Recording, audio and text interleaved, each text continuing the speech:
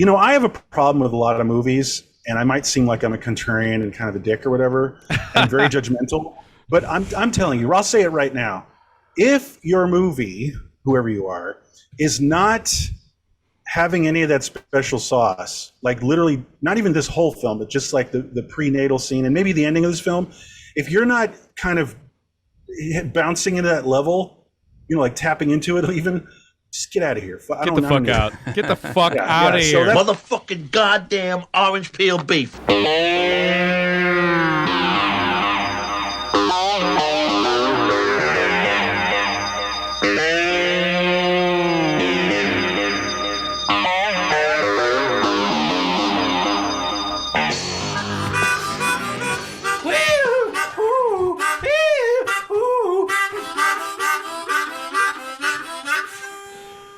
All right, everybody. Woo! Yeehaw. All right. It's one fucking hour time, everybody. I'm Evan Husney, of course, the show where we have just 1 fucking hour to talk about one movie. And we got Tom Fitzgerald here. What's going on, Tom? Hey, just keep on keeping on. Okay, great. And Bumper sticker. and a brilliant opening performance there from Mr. Marcus Herring. I'm working on my Roseanne theme song. Shit. Oh my god. Oh, is that what that was? Okay. All right. Good to be back, everybody, here for another episode of the show. Just got back from good old Austin, Texas. Was at the Fantastic Fest down there. And hey, guys, a lot of people came up to me and say, hey, I listened to the show. So that was nice. Really? Oh, yeah. shit. That's cool. Yeah. That was cool. So We're gonna have to do. awesome. We should do. I actually want to do like a live thing from there, maybe next year or something. That'd be cool. Like, that'd like be a broadcast, right? Totally. That'd be amazing. Yeah. Why not? But it was Make cool. it happen. I will. I can make that shit happen. Snap of the fingers. Yeah. Snap of the fingers. But anyway, it was great just to hear from people who listen to the show and whatnot. So that was really cool and had a great time. Awesome. Yeah, saw some good movies. Saw people I haven't seen in frickin' 6 to 10 years. So it was awesome. Yeah, it was great. But anyway, now it was like it's post-pandemic, right? That probably was. Man, it was the pandemic and just not being in Austin in years, and so. But it was great to see everybody. Yeah. So if you came up to me and we talked about it, you know who you are. Thank you so much. Appreciate it. That was awesome to hear some 1 fucking hour love from the folks down there. Yeah. Cool. But now it's time to get into another episode here, guys. Episode 41, our first foray into the foreign language category. It only took us a year. Yeah, exactly. It really did. And as we joked last week, that we only do foreign films that are set in America. Right. That's how landlocked we are here. It's so hard because it really requires all your focus. You actually have to watch the movie. You can't look away, do something else. Fuck subtitles. Oh. Yeah, you can't phone that shit in, bro. All right, but this is a banger to start with, if I may say. This is a major one. Can't think of a better one to start it off with other than Werner Herzog's masterpiece, Stroszek. So, guys, it's time to start the clock. Here we go. Not enough minutes for this one, but let's give it a shot. Okay, here we go. All right, first, little background on the film, or just what the synopsis here is. Werner Herzog's 1977 film Stroszek is the type of masterpiece that opens with a fart being set on fire and ends with a dancing chicken.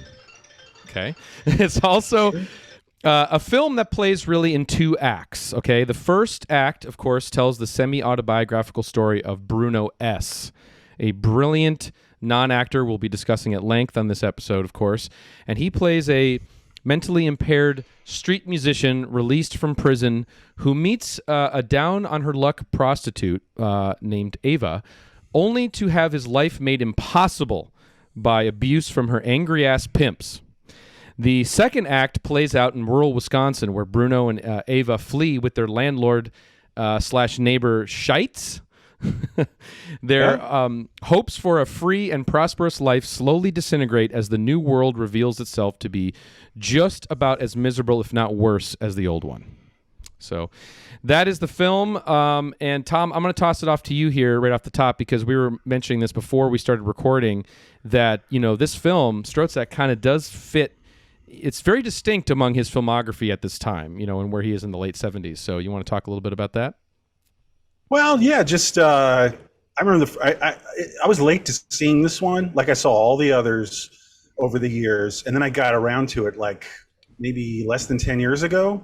I was like, I should watch Stroszek, let's, maybe it's okay, that kind of thing.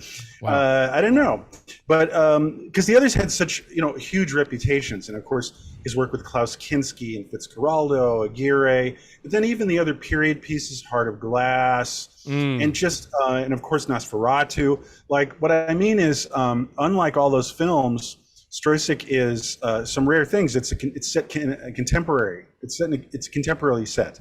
Oh, right. So, yeah. It's 1978 in the reality of a Herzog film. And you weren't used to that, because even the other Bruno S film is set, in the past with that character. And then it goes way back, Aguirre, and like I said, Heart of Glass.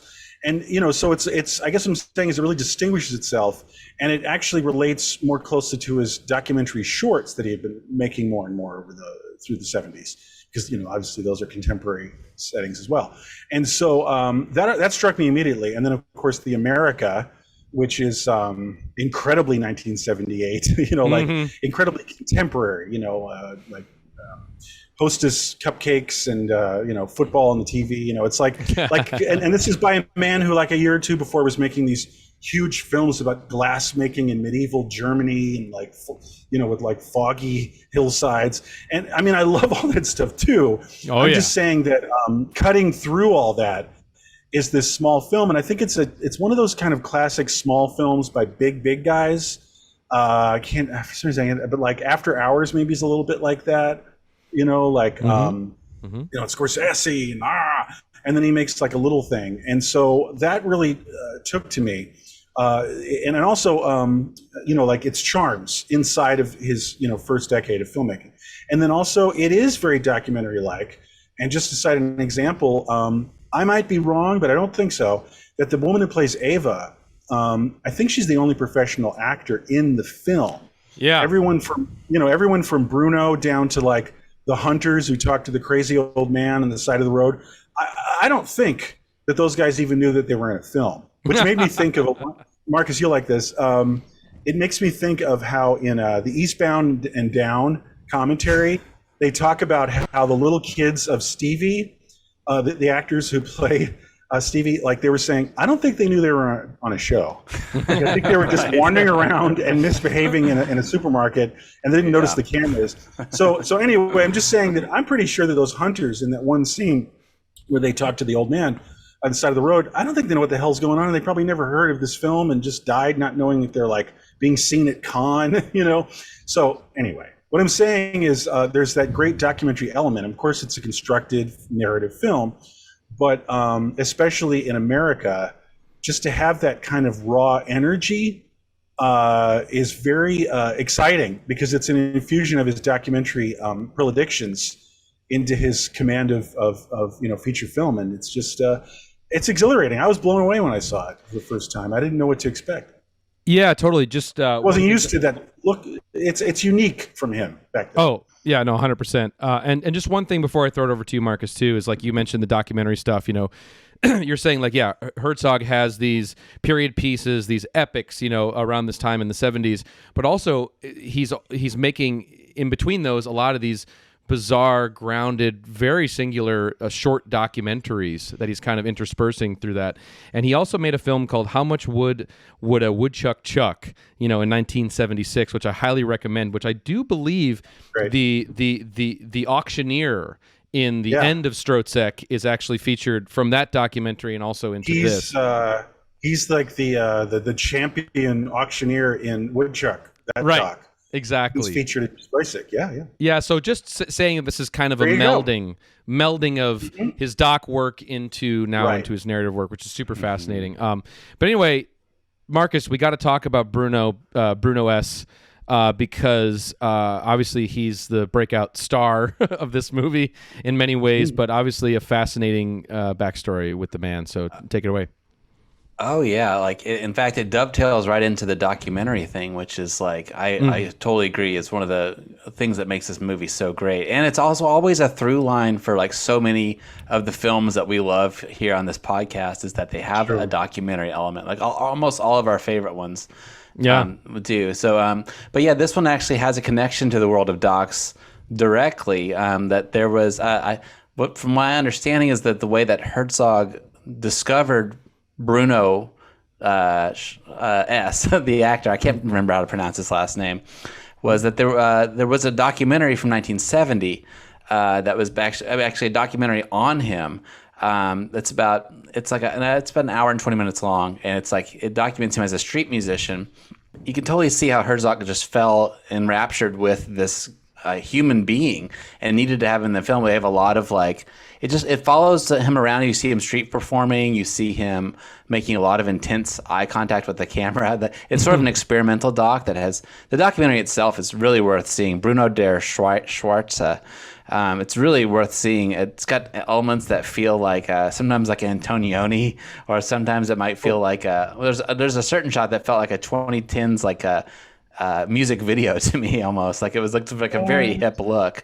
So there's some really cool stuff in there, but it basically follows him around, and you can see that Herzog lifted so much from that doc. You know, he was inspired by it, you know, because I guess he saw this doc and he wanted to work with Bruno, right? So he was going to originally cast him in like Wojciech.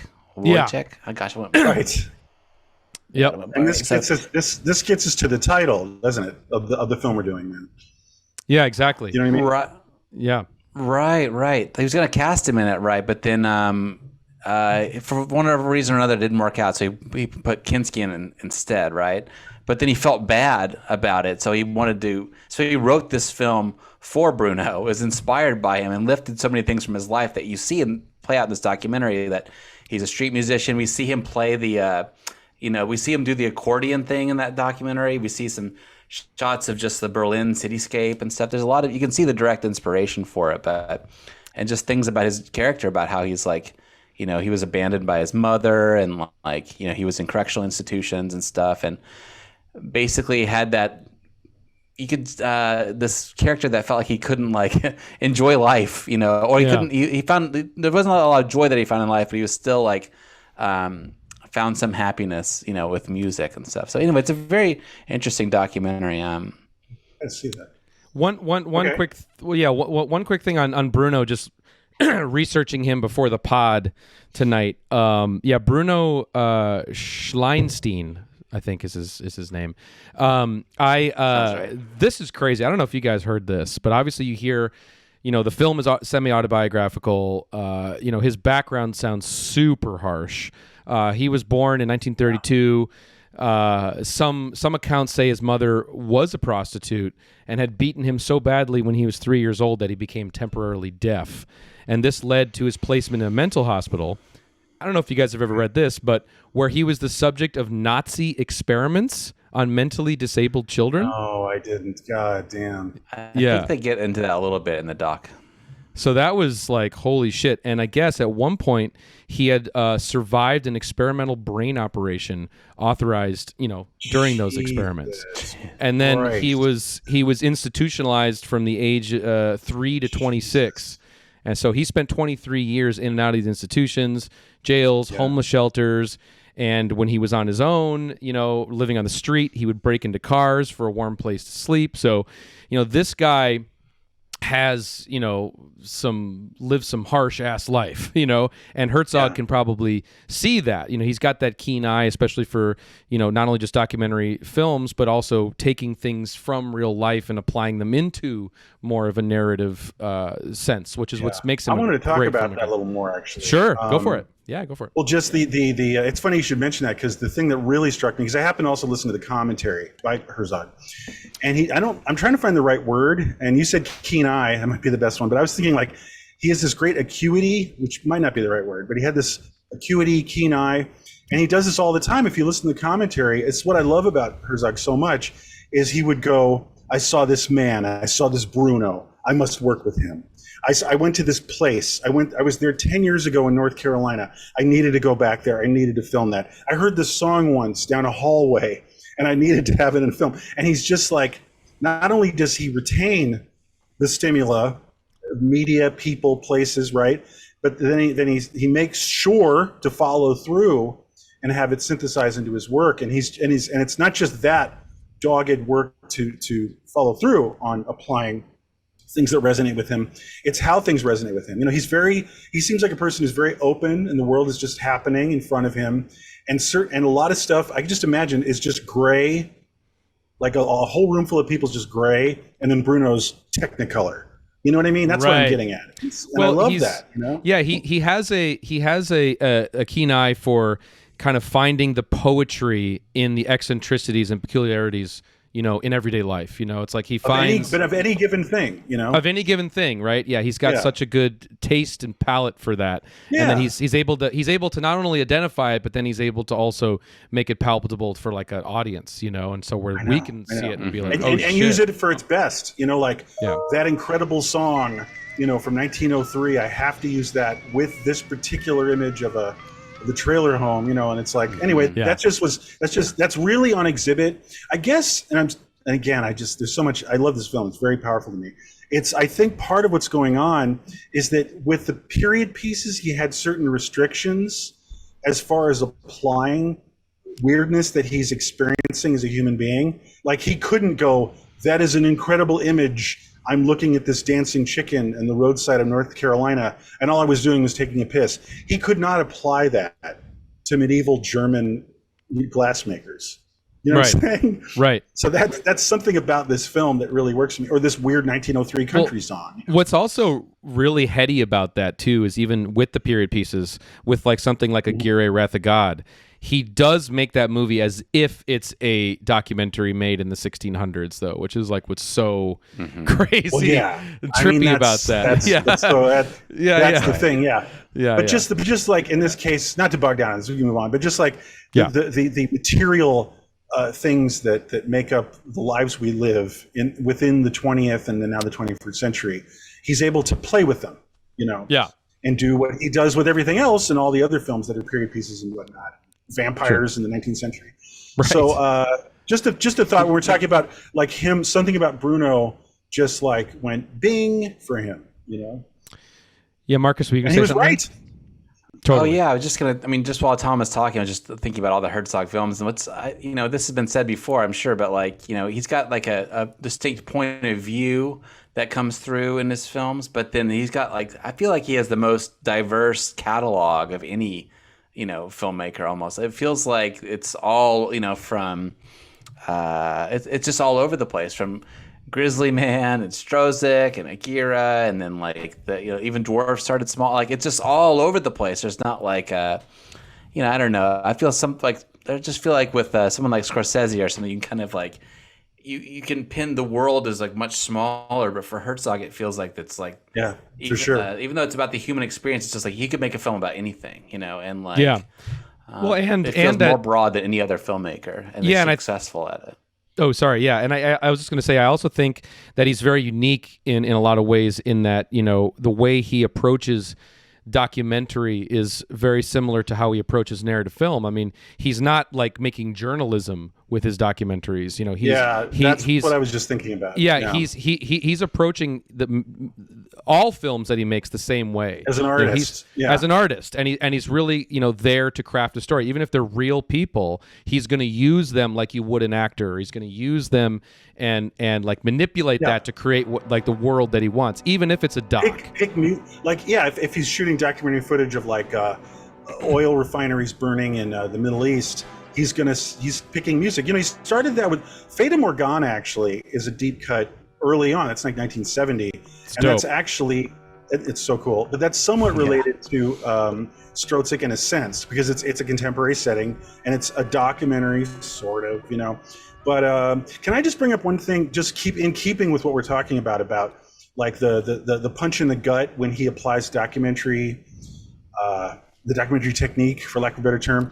The scene that floored me when my rewatch, where I actually had to pause and I took a minute, is the premature baby scene. Oh, I was going to say that same Yeah. thing. Well, let's just talk about it. But I'll just preface it with like, you know, I don't think that premature baby was an actor. You know what I mean? Not sure, but you know, I don't think he's part of SAG or anything. Anyway, what I'm saying is it's the way he lingers, because sometimes he does really linger the camera on shots, and one of them is when he lingers on the baby after it grips and after it's being held, it's just lying there. There's like no music, and it's killing me. And of course, that stays with you for the rest of the film, the trip to to Wisconsin, and that stays with you. And there's not a real reason. There's no direct connotation. It's just that, you know, Stroszek is consulting with this, doctor who's been helping him probably over the years, and the doctor's just sort of obtusely mentioning the mysteries of life that even doctors have, and then he just is showing Bruno, and he's showing us, and Herzog is showing us, and it's an indelible image. I won't soon forget it. It's the two of them. It's the kid gripping, and it's just pure instinct, and there's a point there, you know, and it can be applied to the film and the existential crisis of trying to just survive on a base level and human societies, but then also the tenderness that's quickly followed, because it's kind of brutal because the baby's crying so much and everything, and it's like he's being held. He's not hurt, but he's, you know, but it's followed by the doctor cradling him, and it's gorgeous, and just the pureness of it. That's like one of the most pure images I've ever seen in a movie. Yeah, and it's not a doc, and it's not a narrative film. It just is this thing that's happening. Exactly, and there's also that image too with it, where when the premature baby, I think it's maybe even a different one, is lying down, and we linger on that, and you see like the embryonic sort of eyes, you know, like the non fully formed eyes, like that just takes your breath away. Marcus, unless you wanted to throw down on that, maybe we talk about that. Go ahead.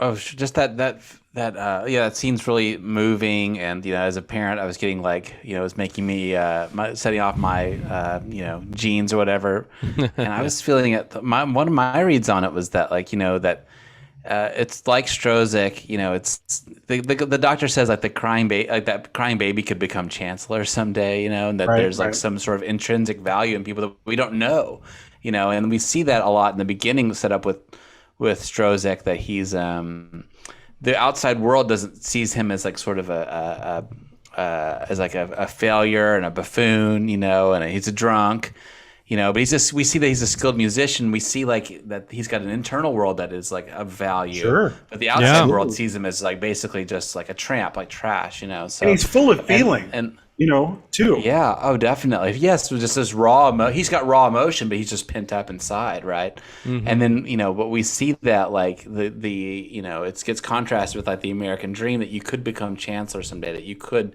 go somewhere else and start anew, you know. Yeah. Good point. I don't want to reduce it by putting it into too many words, but those were the thoughts that were running through my head in that scene. You know, it's very so powerful, and it really sets up, I think, stuff. It sets up some things that. Some emotions that you feel like later on, and it stays with you. It's unbelievable, that move. Yeah.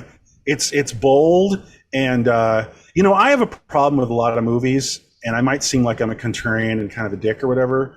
I'm very judgmental, but I'm telling you, I'll say it right now. If your movie, whoever you are, is not having any of that special sauce, like literally not even this whole film, but just like the prenatal scene and maybe the ending of this film, if you're not kind of bouncing into that level, you know, like tapping into it even, just get out of here. Get the fuck out. Get the fuck out of here. So that's what I gotta say. That's really, I agree. It could be anything. It could be garbage. It could be a big budget film. Not everybody has to. Not everybody has to make a movie. Okay, that's number one. That's what I'm saying. Yeah, but let me just go ahead. Sorry, let me just. I think we should just focus a little on just the first half of the film. Let's just talk about Germany for a minute. Obviously, you know, the movie opens with him getting out of jail. You have him being instructed not to drink, and of course, beeline straight for the bar. And Bruno there meets Ava, who is the prostitute, and they strike up a kinship, and then she moves in with him into his apartment, which is Bruno's real life apartment. Again, another documentary element. Piano. It's awesome. Yeah, Real piano. Yeah. And that's when we meet the amazing landlord guy, another great non-actor who appears in several of Herzog's movies. His name is Scheitz in this movie, but he appears in Nosferatu. He's in Heart of Glass. They basically, through this, they kind of, strike a bond, but then Ava's pimps routinely come back and fuck shit up. And maybe one scene we should talk about, because it's also another one that's burned in my mind from seeing this movie many times, is when the pimps come in, especially that guy in the fur coat who to me looks like Sabretooth, from the Marvel universe. The big blonde guy. Yeah, the big blonde guy with the fur coat. He comes in to really fuck with Bruno, and then basically stretches him out on top of his own piano and balances these bells on his body. And watching treats him that, like mockingly, like a child. Yeah, and there's just apart.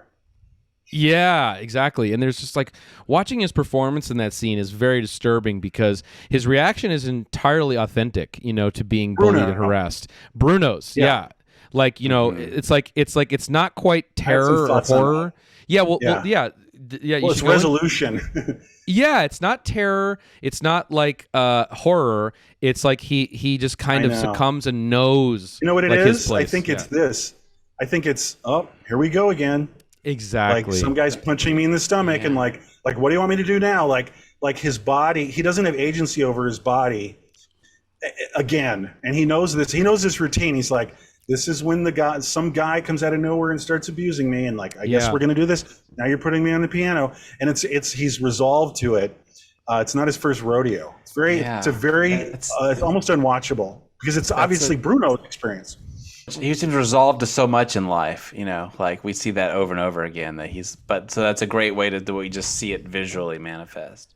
No, 100%. Sorry, I was just gonna say one quick thing is like that's definitely that performance, that moment is something you never get out of a professional actor. It comes out of a non-actor who's lived it, and that's the genius of being able to use non-actors to their full potential, because that performance in that scene is 10 times more disturbing, in that way. Not any non-actor, like it's not like I use non-actors, like Bruno.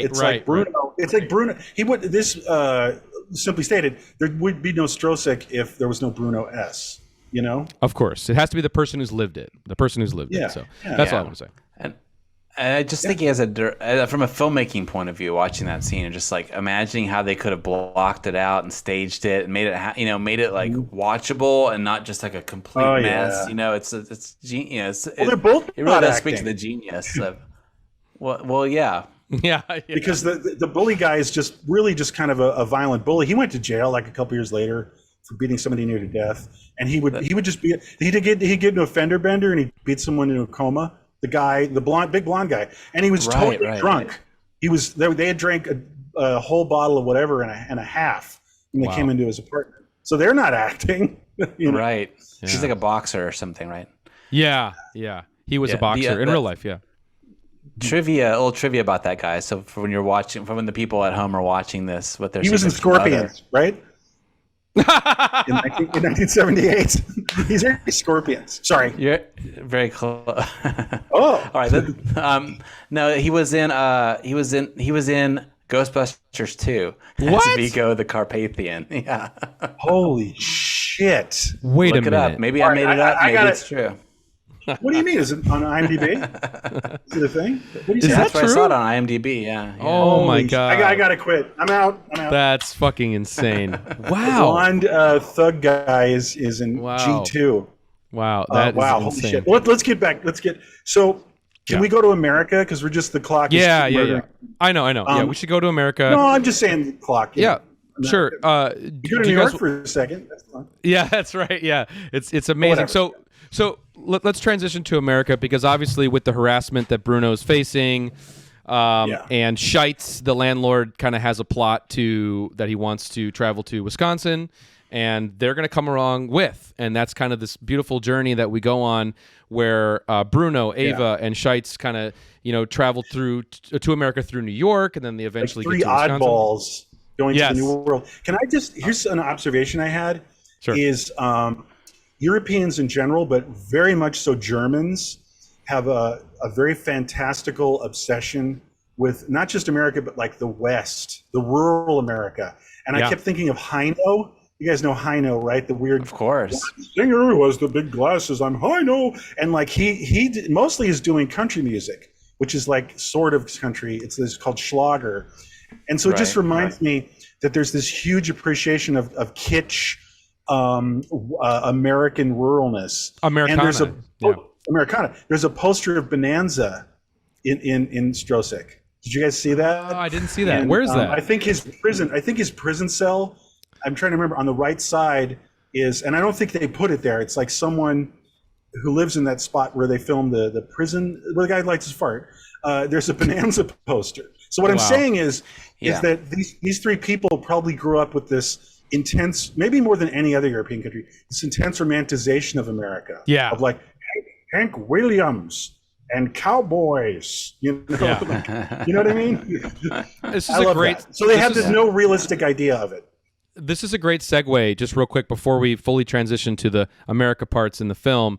Let's just set up, again, Europeans being fascinated with Americana really fits very well with why this film is set, or eventually is set in Wisconsin.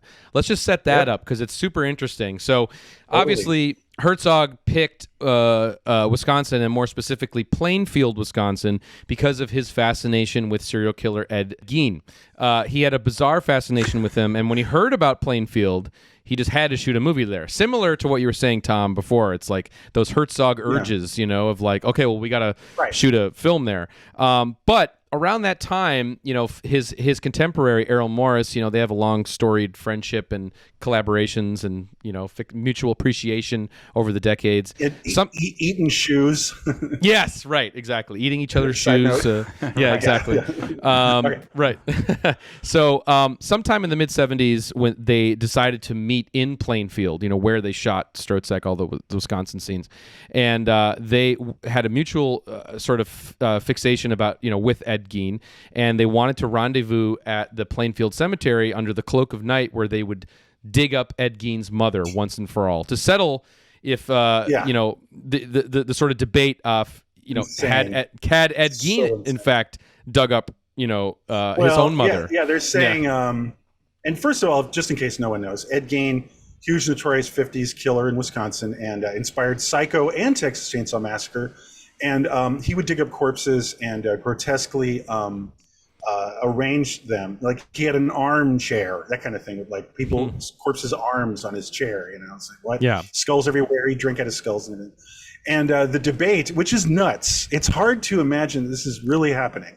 But Werner Herzog and then Errol Morris, these two icons, were like, we have to dig up his mother's corpse. It's either empty. It's either empty and he did grab it, or he never quite grabbed his mother's coffin, because they realized that all of the coffins in a circle around his mother's coffin, her grave, were dug up. And they were wondering if the bullseye grave was dug up, or he's waiting to do it later, or he just couldn't bring himself to do it. It's like, what the fuck? What are you guys thinking? Like, it's like, hey, it's 3 a.m. Oh, is that Errol Morris and Werner Herzog digging earth in Wisconsin? Like, what? You know? But again, that back to the movie. That's how we got to this kind of creepy, truly middle of nowhere place in Wisconsin. It's a perfect setting. There's a little button on that story too, which is obviously they didn't wind up doing that. Herzog basically wound up being there by himself and was like, "Okay, Errol Morris is ditching me." Yeah, he showed up, and then Morris ditched him. Shows up with a shovel. Yeah, He's like, "There's my friend in the digging." Exactly.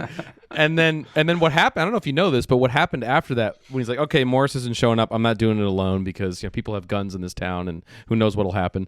But Herzog got in his car. Allegedly, as lore says, his car broke down, and that's how he met the mechanic, who would be the non-actor in Stroszek, who is an incredible find, total mush brain non-actor that's in this movie, who's terrifying. Totally terrifying and frightening. Well, but the thing for a long time, that guy, absolutely. He pulls his fucking tooth out of his head. Well, in this that's the movie. thing. Well, I remember he when I spits first purple too. I think he spits kind of purple. That's so weird. It's so very gross. Who knows I ran it back, so I was like, "Am I seeing things, or is that really the blood is Well, purple?" so here's the thing. When I first saw Stroszek, it was actually for like 5 years. It was the image of that film because it was horrifying me. He's got like pliers. Now the thing is, I did listen to the commentary, and I found out that he did not actually do it. They got a tooth from a dentist, and it was fictionalized. And it's also based on a Les Blanc moment that really happened in, I don't remember the film, but it actually was a thing that occurred in a Les Blanc where a guy's just going, yank. But it's so chilling. Can I just a side note on that actor, or that non-actor, what am I saying? Is the other moment that stuck with me the first time I saw the film was, it's this really uncomfortable scene that made me really feel for Bruno S / Stroszek, is he's getting really, he's like starting to really get disillusioned by being in America. And it's just that scene where he's sitting in the corner and he can't even look at the two grotesquely stupid Americans talking about like fucking some girl or whatever they're talking about. Like you gotta hit her in the ing and like wig her in the wing. And he's just so repulsed by them, he can't even make eye contact. And also there's this great accidental technique. Herzog's doing a thing where they're both talking, but neither can understand each other. I know. Like so Stroszek is saying like, I've made a huge mistake. You know what? You can always fix a mistake unless it's too late. And like I'm so stupid for coming to America. It's actually worse than Germany. And the whole time that grotesquely stupid all-American hokey okey guy is going like, and then you grab her by the ingo and you grab her by the ringo. And it's unbearable because it's like this man who's incredibly sensitive and intelligent is having to face this enormously grotesque, stupid man. Unbelievable. Like, it chilled me. There's something about it that was the chafing between the two things. Is insane. How about you guys? Like, well, what the hell? That's just real quick. Incredible moment, incredible scene. Just to kind of set it up, when they do arrive in Wisconsin, they're trying to start this life, all live in this trailer home together they get a loan for the trailer home. They get a brand new color TV. They're kind of they all get jobs and they're trying to have their American dream. And then slowly things start to fall apart when they miss their loan payments, and then these that fucking schmuck ass bank guy comes over there trying to dick him around with the payments. Non-actor again, another non-actor who's trying to threaten the idea of repossessing their possessions, and then very tragically Ava slips back into prostitution, and that actually kills me. This is such a sad film, but it kills me to watch Ava just totally slide a little bit. Like maybe she's like, well, I'll be a prostitute for a minute to help with the payments. And she's like, no, that's what I'm doing again. Goodbye, Stroszek. Terrible. Yeah. It hurts. It's terrible. Yeah, there's that scene, like you just mentioned, it's one of the most heartbreaking moments in the movie when he goes to find her at the truck stop, and then he leans in and sees that, with that she's in the back of this truck with two guys, and she's gonna fuck off to Vancouver and leave him there, which is kind of the major turning point, I think, for him, where everything goes super dark. Yeah. Well, then he doesn't even care about losing the tract home. He just like signs it tough. Like, shut up. Like, will this shut you up? He's basically saying to the loan officer. Yeah. But just before that, maybe a scene we want to chew on really quick here. Feel free to throw in anybody, but I think one of the standout moments that happens just before she leaves him is when they have this beautiful moment or weird moment between Bruno and Ava where he's showing her that sculpture of that he's carved of what that's evocative of him writhing in pain. This is what Bruno writhing in pain looks like. It's a sculpture of his feelings. Yeah, and of course that's Bruno S made that and made these expressions of his internal life in the form of like kind of like strangely made, non-working sort of things with parts. He liked to tinker. Yeah. Yeah, it's very heartbreaking. You're right. Yeah, totally. And it shows the depth of feeling and the total intelligence. And it's like some people's, and I hate when I see this when there's a description of this film. It's like retarded actor Bruno S, and it's like, shut up, you're wrong. Take 10 minutes, 5 minutes. It's not retarded. Ebert or whatever. That's an mentally. Yeah. Yes. He Ebert says said that. He Roger does Ebert say says that. I know. He does. It's like, come on. But what I'm saying is this is all too common that mental hospitals were dumping grounds, and people who had like hearing problems, mental hospital. Right. People who maybe had certain kinds of emotional problems, of course, autistic people, mental hospitals. Gay people, mental hospital. Yeah. So like my mother had her friend had sex with a black man in the 50s, and she went to a mental hospital. Whoa. You know what I mean? Like, yeah, Jeez. that's the way things were. That's what mental hospitals do. They're a catch-all for like not working normal, and so Bruno is probably just a totally functional, in fact, particularly talented person with a lot to give, but he had all these strikes against him in his socialization. Traumatized, abused. Because he was categorized, because he was categorized and institutionalized. And that happened at Titicut Follies, that brutal documentary. Ooh. So many of those people don't have any problems more than just like being in the place that's supposed to be a solution for the problems, that kind of thing. So anyway, Marcus, are there any scenes in the Wisconsin landscape you want to touch on that were particularly things that you remember from the last watch back? Oh God, there's so many amazing scenes in this. There's the one that's on the tip of my head was just like a really nice editing moment that was in the Berlin section, which I feel like maybe I could. That's fine. Go back. Well, I mean, just it does speak to like what's to his just mental state and like what's going on with him. Like there was this amazing cut, which I think just one of those moments where you're like, oh, cinema is the ultimate art form. You can't do this in any other media. There's a moment where he's walking down the street in Berlin, and there's like this toy piano kind of like that kind of plunking. It's like whimsical, childlike, and he's outside, so it feels like that's how the world sees him. And then all of a sudden, it cuts to him inside his home, and the elderly friend is playing like I think it's Beethoven on the piano. Oh. It's really heavy, emotional, atonal. And Bruno is just sitting there smoking, just like consumed by his own misery, And at that moment, I felt like that was another instance of the world seeing him as just like a buffoon or whatever. As a as a child, basically, the way that Ebert described him, basically as a child, and then you see, he's got this like devastation, misery, this like rich inner world that he's just completely consumed by, and I think we see it in, he's so reluctant to go to America, and then when he actually goes there, he still doesn't like, he's still so consumed by his misery and the things. He doesn't seem to make any attempt to like start a life there. He's incapable of it, and so he's just seeing he's like still Bruno. He's just in a different place. I'm sorry, he's got all this he's still got all this misery about how his life is going to unfold and how it's unfolding badly, and it's almost self-fulfilling prophecy, unfortunate way, because it's like it's gonna. He uses the word pessimism. Oh, and it does. Yeah. It ends up chasing. I mean, I think that's one of the reasons why Ava leaves. Right? Is like she can't hang with that heavy emotion of, and then he's also just sort of like not contributing. He's incapable of it, I guess, at that point. Yeah. But It's also he's boring. Under depression. And he's drinking a lot. Right. He's also they're also so drinking. Drunk. They're also drinking a lot, and she also. More drinking. A lot of more drinking. Midwest drinking. Oh yeah, here we go. That comes up a lot. American movie, brah. American movie, man. Right. Vodka. But also they do. She does express to him that she needs more space and she needs her own kind of room and stuff. So it's a slow burn to their sort of demise. One quick little moment. I don't know why I chuckled at this, because this movie is.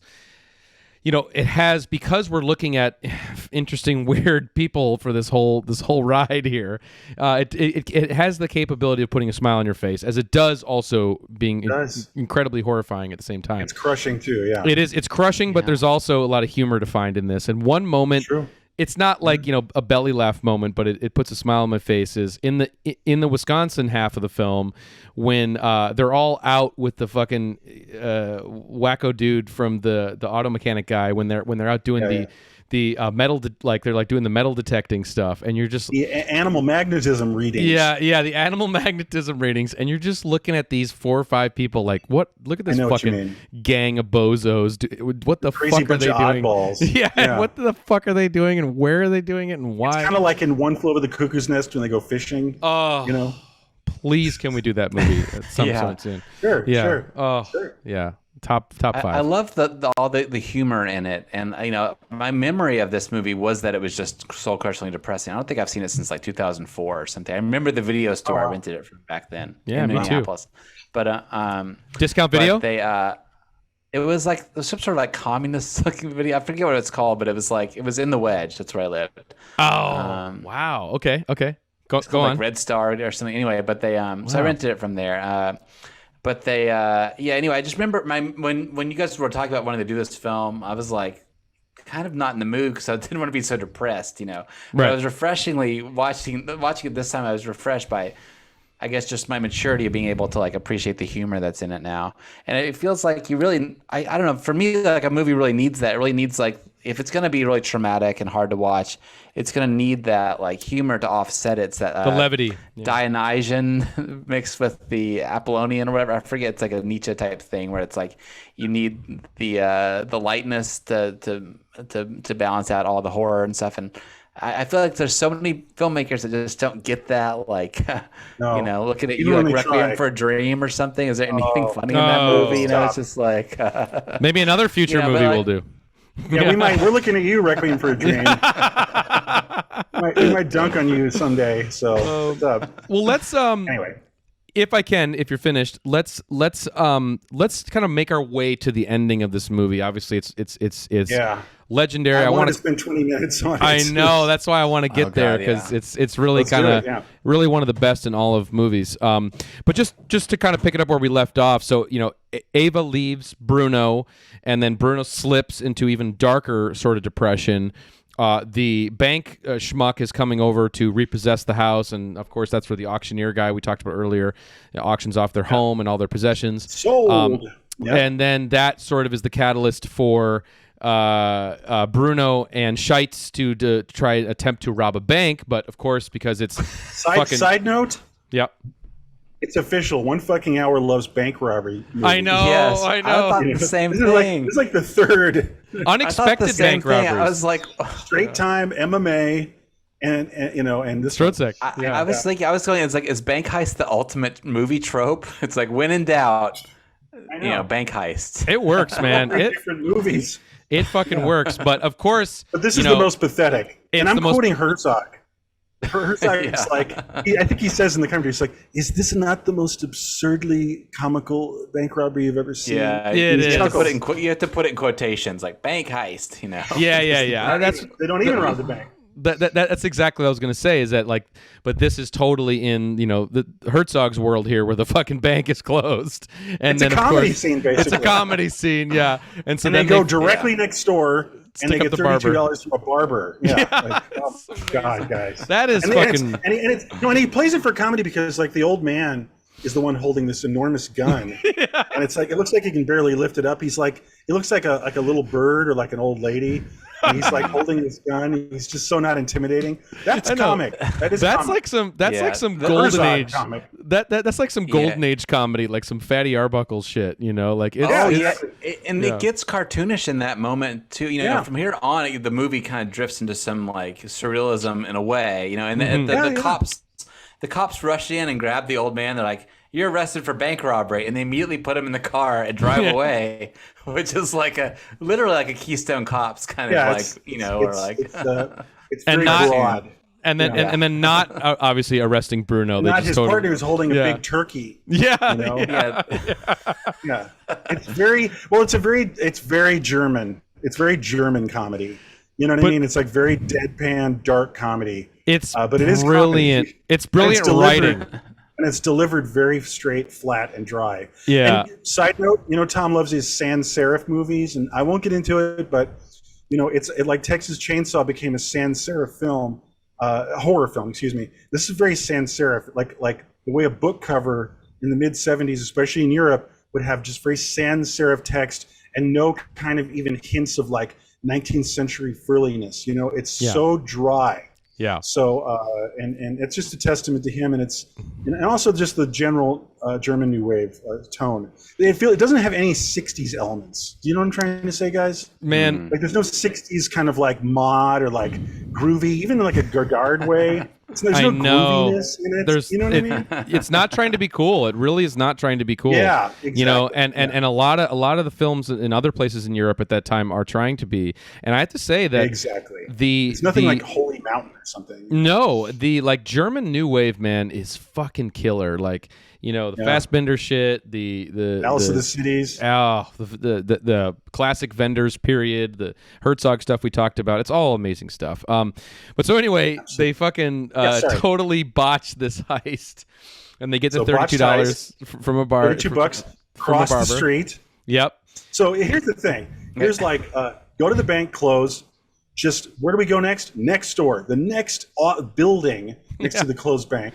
Barber, $32. What do you do now? Cross the street directly across, and just go to the market and buy chips and and you know, there's another very dark, dry German comedic moment where they're just going down the aisle and they're like, oh, do I want ho-hos or do I want? That's what I was talking about before.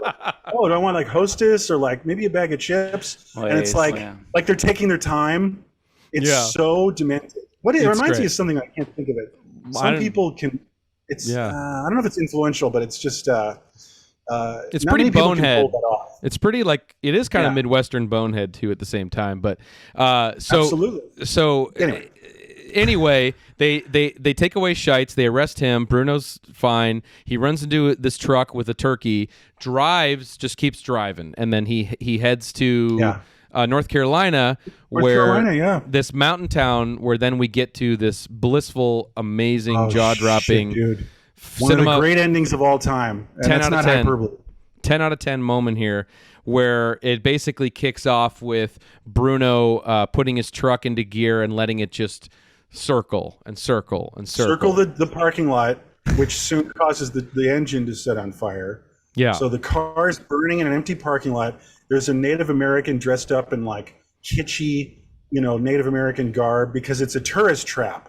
Yeah, he basically stopped the somewhere truck in the Smoky Mountains. Yeah, Cherokee, North Carolina. I've seen that stuff. I don't know if you guys have seen that. It's total tourist traps. Totally. Yeah. You know, we got them here in California. Yeah, for sure. Yeah. Yeah. So hence you get a grotesque geek show display of like really D level, you know, entertainment that's like, you know, 100 years old.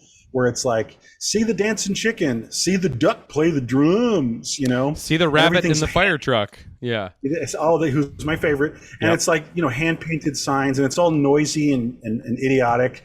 And I could see a European eating that up like eating a whole blueberry pie in one sitting. You know, like that is because it's just not a thing in Europe. No. They have like basically like hillbilly theater, basically, you know? Yeah. You know, that chicken booth specifically, I saw those when I was a kid growing up in Texas, and you know, Texas can be a little backwards sometimes, and I just had this distinct memory of going to like a mall, and they had a row of those set up with the duck playing the piano. There's a duck that did the piano there, a rabbit doing like a driving car, and then like and then of course the tap dancing chicken, you know. And I put a quarter, and I saw them all happen. Wow! And that was well before I ever saw this movie. So when I saw the movie, I was like, oh my god, like.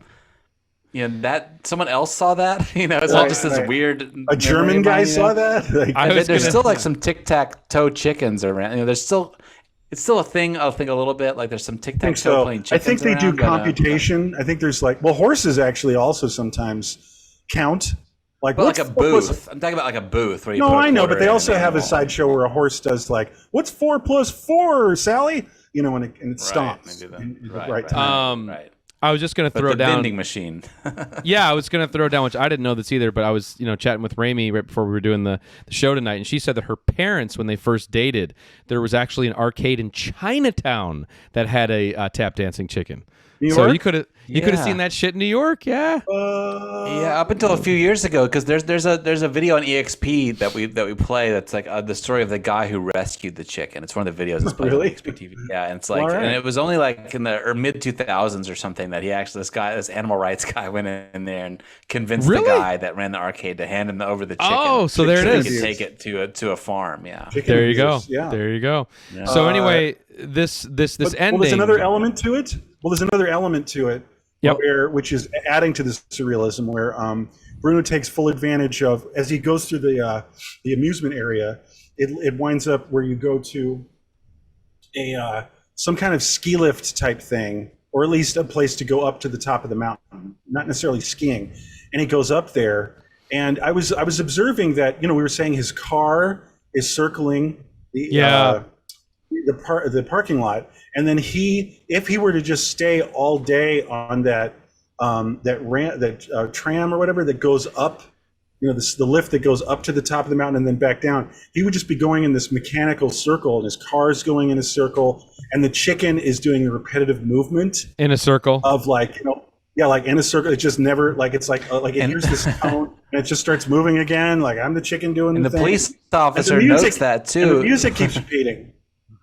No, but listen. And the police officer says, "I can't stop the chicken. Can't stop the dancing chickens." Right. But I'm saying, there's this thing that maybe is unconsciously happening with Herzog, where there's all this grim, nightmarish, existential dread of repetition and looping. Yeah. And it's very chilling, And Bruno does, though, put a stop to it. Spoiler, if that matters. Hopefully, all of you have seen this. No. You hear a gunshot. I was going to say that. Yeah, I was going to say that.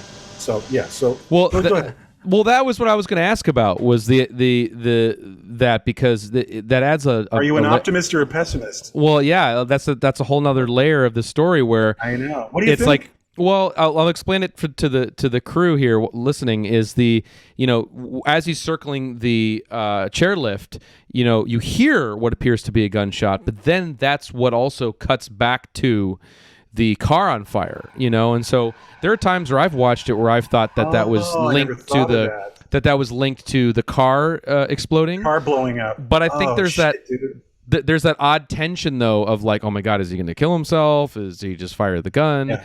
And because I think just to be clear, he's holding the turkey and a gun. Yeah, he's holding the turkey and a gun, and it adds this odd layer of tension, obviously ambiguity, and a brilliant layer of subtlety to this very crazy scene. It's not clear that he did shoot himself in the head on the lift, and I would like to think that he did because it makes the most quote unquote sense, tragically. But I'm not sure, and I'm just going to quote Herzog here. Sure. In the commentary, and he says, "I left it ambiguous." And he says, "Did he shoot the gun in the air and not shoot himself?"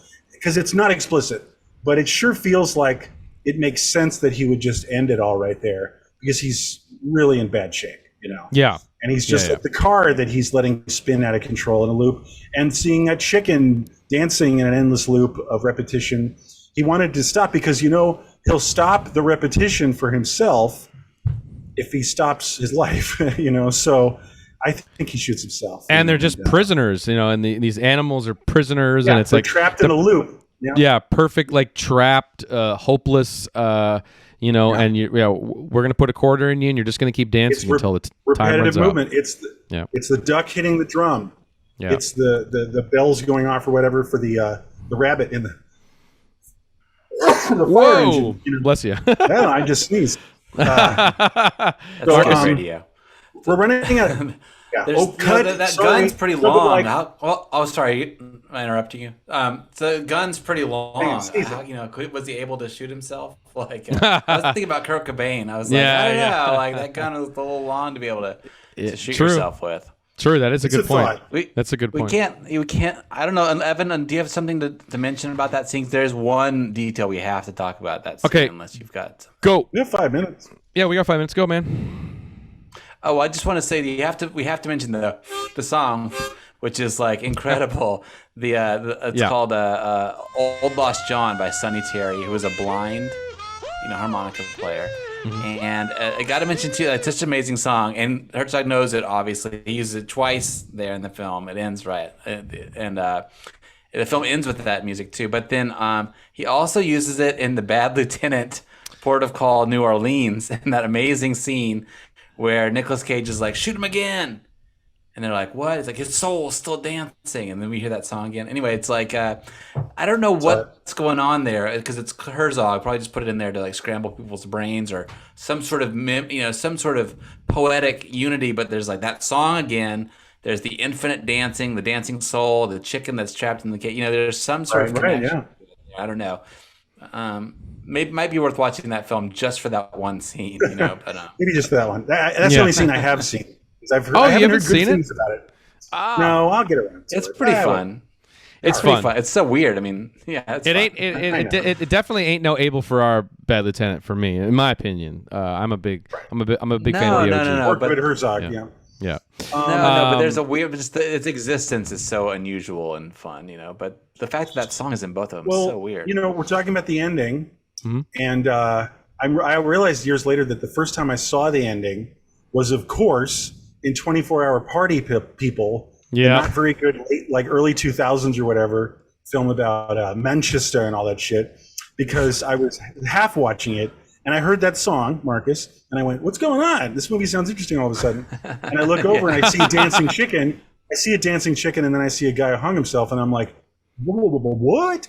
And so the legend, which we have not, I think all of us tried to validate, Ian Curtis of Joy Division in 1978, right before their U.S. tour, Joy Division, the night that BBC aired Stroszek, he did hang himself. Now, for some reason, people are saying that one of the last things that Ian Curtis did in his life was watch Stroszek on BBC, and then later.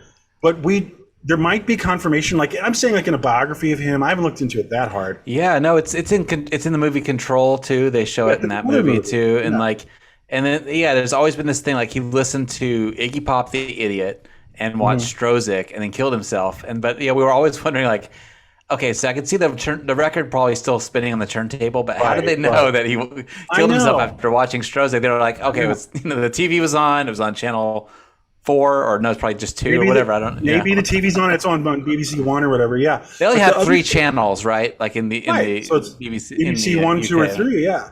Well, that's what Austin Powers song's like, right? BBC 1, BBC 2. But before we run out of time, here's the thing that I really like. Let's just say that Ian Curtis watched it and then ended his life soon after, which is creepy. But the same night in London, the same broadcast was being watched by none other than David Lynch when he was wrapping up the shoot for Elephant Man, and he loved Stroszek. He was like, wow. He was blown away. I think he contacted Herzog like the next day or something. And so I'd like to think that Ian Curtis and David Lynch, we know David Lynch watched it, that they're both shared watching a moment. and they had, right. And there was this weird wavelength of strange illness because in London, they're watching Wisconsin Surreal Nightmare, by this German guy. And it's just a beautiful thing. Well, I also... Right. Well, also just like that he killed himself in the... if he killed himself in the movie in Stroszek, himself in real like life, the film where a guy offs himself, right? Oh no, Ian! It was the car backfiring, Ian. No, it's open to interpretation. Yeah, the owl theory, the owl theory of Stroszek. Yeah, totally. The thing, the one other little detail too is I guess the inner groove of side 1 of their posthumous live album. If you look in the record, it says in the Matrix or whatever, it says the chicken won't stop. It says in the actual grooves of that. On a live Joy Division record. But I love after those he died. Matrix, those messages that are scratched into the playout groove. Chicken won't stop. Yeah, People yeah. can't let that Ian Curtis Stroszek thing go. I know it's part of the lore. It's a great. I hope I want it cool because it is poetic and weird. It's an urban legend that's additive, and not subtractive. But maybe it's substantiated. Maybe he was on the phone with somebody and said, "I'm going to watch Stroszek." I don't know. Let's end the show here. Let's end the show with the last line of dialogue from the movie. I know, Marcus, you like it too. The last line of dialogue: "We got a truck on fire. Can't find the switch to turn the ski lift off, and can't stop the dancing chicken. Send an electrician." I mean, that's fucking killer. That's all you need. So great. That's the kind of movie we're fucking with here. Yeah, exactly. And that's the humor that makes it bearable. 100%. A pitch black German kind of comedy. Boom! All right, we did it. Wow, such a great film. I'm so glad we did it. I'm so glad it's Stroszek. That's great. Yeah. 100%. Yeah, we gotta. We could definitely. Last week, Marcus, you came up with the idea, which I thought was brilliant, of doing the Werner Herzog dartboard, which I think we should do at some point. And I'm serious. I'll take the lead of creating the Werner Herzog dartboard, and we'll just put up the wheel or the wheel. Herzog. Sure, Wheel of we Werner.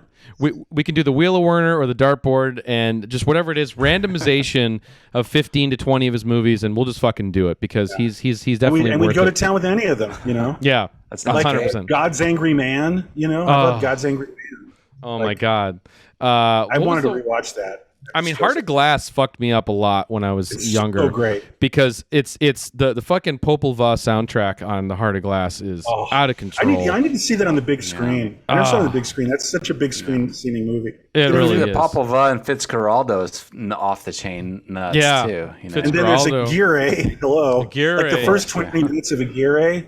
Yeah. Like it's just that real time. You know, again, one fucking hour on the monkeys at the end of Aguirre. Sure. You know? No, but we were talking about like the documentary approach to like whatever that, like the 15th century or whatever, you know, like wow, like the beginning of it, you know, just the flatness of the depiction. And the music. Like you feel like you're there. Yeah, but the music's happening. Yeah. And of course, Casper Hauser, if we want to double dip on the Bruno S, Casper Hauser. You know, I didn't give Nosferatu a chance for a long time.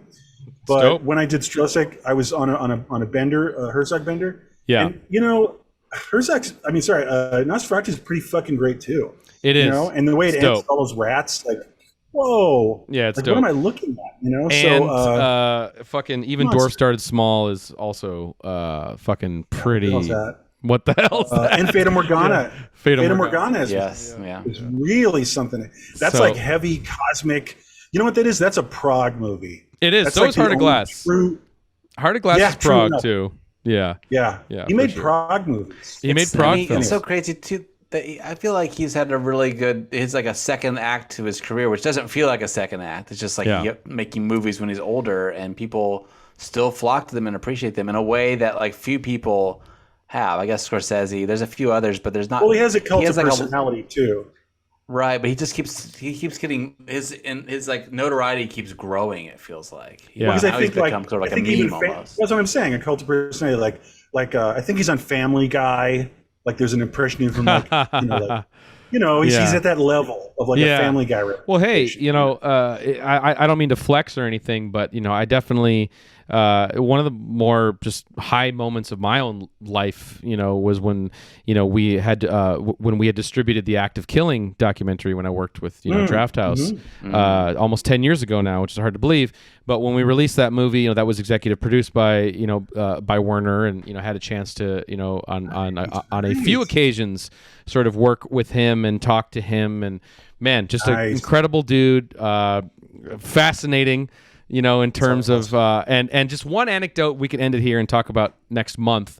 But my favorite thing that, and I've heard him say this in interviews, but he was telling the table when we were all there, sort of about his approach to documentary, and sort of about the idea of truth in documentary, and how his idea of like aesthetic truth is not necessarily about fact, it's about many other factors. And the way that he broke it down was, if truth was the thing that you really were after, that means the Manhattan phone book would be the book of books. Because it's John Smith. Here's John Smith's address. Here's John Smith's phone number. But he's like, I'm paraphrasing, but like my approach to that shit is like, okay, well, what kind of nightmares does John Smith have? Or whatever. What is, and it's like, yes. So that really resonated with me, and I've carried Cindy that. Jones' first thought when she woke up in the morning? Yeah, exactly. And that's really stuck with me all these years for that. So, all right. He's right, because it's still Cindy Johnston. Yeah. But it's not just like her address and phone number. Right. No. God damn it. That's so great. Total side note. I did this dumb little thing. He saw it at a theater. I did a little thing, like a pre-movie little video edit. And he said, that's really great. And he complimented me. And that is maybe my favorite compliment I've ever gotten of the few I have had. I mean, that just meant so much. It was just like a wave. That's awesome. So Herzog, man. I mean, he's Herzog. Yeah, he's awesome. The man. He's the man. He's the man. The monster. He's the monster man. All right. Speaking of monsters. On. Yeah. Speaking of monsters.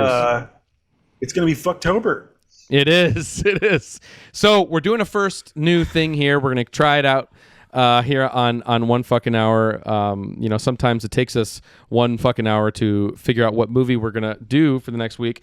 But what we're gonna do is a little experiment here, where we got Halloween coming up. We got the month of October. It's also our 1 year anniversary, guys. Is like here. Shit. One fucking anniversary. One fucking anniversary. This is it. So we are in it. So we thought it would be fun, just given the fact that it's the 1 year anniversary and that October's coming up, Halloween, horror movies. Let's announce the next 4 titles, and they're all going to be, horror movies, our sort of style of horror movie.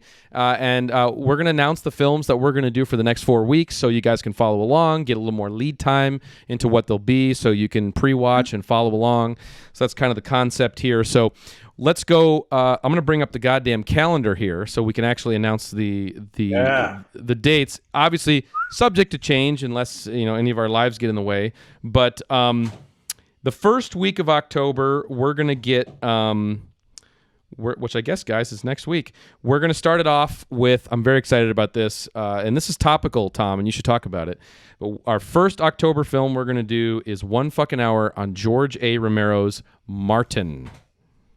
So that'll be next week. The Martin Lawrence show. It's so bad. I'm sorry. I'm tired. I wanted to do that joke. I was saving that joke for the episode, Tom. All right. Well, we'll change it in post. So it's a little topical. I'm not really keeping up, but there's a lot of furious action regarding Martin and the discovery of what I do know, which is that he had an original 3-hour version, a 3-hour print, a 3-hour iteration of the film that was all black and white, by the way. Insane. And it was like rumored to be happening, to existed at some point, seen at some point, but it was dug up. I believe there's at least like a 16 millimeter, maybe not in great shape. I really don't have the details, but it was discovered, and it will be eventually, digitized beautifully and get on Blu-ray, probably have screenings. So we'll have a whole new Martin soon, envisioned by George, and I already really like Martin anyway. So love it. Yeah, curious, So we're going to do that. That'll be next week's the first one we do for October. Second up, special guest Ramey Bennett will be back on the show for week 2, which is we're going to look at The Entity. Okay, and this film, if you're not familiar with it, I think at some juncture 10 years ago or so, it's based on a true story, which we're going to get into. But it also I need to hear more about that true story. Yeah. There's a lot of freaky shit. There's a lot of freaky lore with that film, but also it's kind of infamous because I think around 10 years ago or so, when Martin Scorsese was asked, "Hey, what are the top 10 scariest films? What are your top 10 favorite horror movies?" It actually made his list. So that's kind of where it gets some notoriety there. But yeah, 1982's The Entity. We're going to get into that, of course, starring Barbara Hershey. And then week 3 of FUCKTOBER, one fucking Tober, is gonna be so bad. That's terrible. Great name. It's great. It's gonna be. It does. It's gonna be another Tom banger. It's gonna be GANJA and HESS. Tom, got to do it. I've been a big fan forever, and I have a scheme where a lot of the time I might just be talking about blood couple. I might be having a dual hour with you guys and be talking more about this mutated, bastardized version that wound up in theaters and on VHS, and just the whole history. It's a remarkable film. I've been to the church. My mom lives a block away from the church the film is set in, and I've been there. Wow. You guys know that? So yeah. No. So wow. there's a lot of it shot in Nyack, So GANJA and HESS. It's legendary, but let's really just sink our teeth into that. It's a full meal. That one. It's great. That's great. Yeah. And then the fourth film for October is going to be. See, I'm actually looking at the calendar, guys, and there is, oddly enough, October 31st. There is a 5th week in October. So maybe we want to think about a 5th title. But for right now, we'll announce the first 4. And the fourth one is a personal one for me. And I know, Tom, you also love this movie. We got to expose Marcus to it. I had a moment. I had an intersection with this film. Yeah. That I won't soon forget. Yeah. Yeah. We are going to be looking at the 1989, I think it's 89, a Canadian Canucksploitation shot on Super 8 DIY backyard horror film. Okay, boys and girls, what's the keywords here? Because that's ticking all the boxes for me. 1989, Canada, Super 8, automatic 1 fucking hour. Okay, yeah, exactly. And the film is Things. It is called Things. And I'm very excited about this. I actually released this movie on DVD at one point in my life. And Tom, you did the audio commentary track. So it's going to be a fun trip down memory lane. And we're going to have special guest Joey Izzo return to the show because he has a huge... Awesome. That was an old favorite of his. He used to rent from the video store when he was a young kid. So we're going to talk about that. Awesome. And then maybe some other little things will trickle along the way. Maybe a bonus episode, maybe something else, maybe something for week 5. Stay tuned. But those are the 4, guys. So get your pre-watches in. Again, Martin by George Romero, The Entity from 82, Ganja and Hess by Bill Gunn, and Things by Barry J. Gillis, the man who actually coined the term Toby Hoopy. Okay, that's why we call Toby Hooper Toby Hooper. That's right. So get ready for that. God. Yes. That's the level we're talking about here. That's the level. So with that movie Things. Yeah. So there we go. Happy 1 fucking anniversary to all of us. And I guess we'll catch you next time. But before we let you go, everybody, we got to let you have that taste of that old moment of Zen. All right, everybody, have a great rest of your week. And we'll see you next week with Martin. All right, bye, everybody. Is this really me? It's me.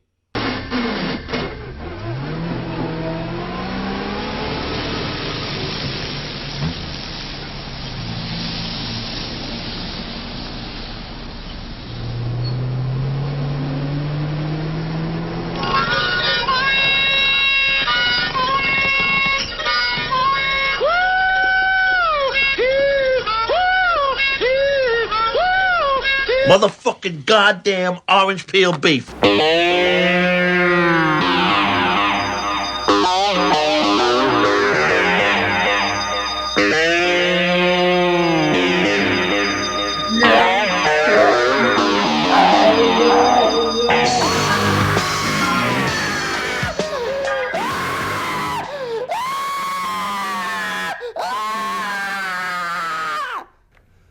That was wicked, man.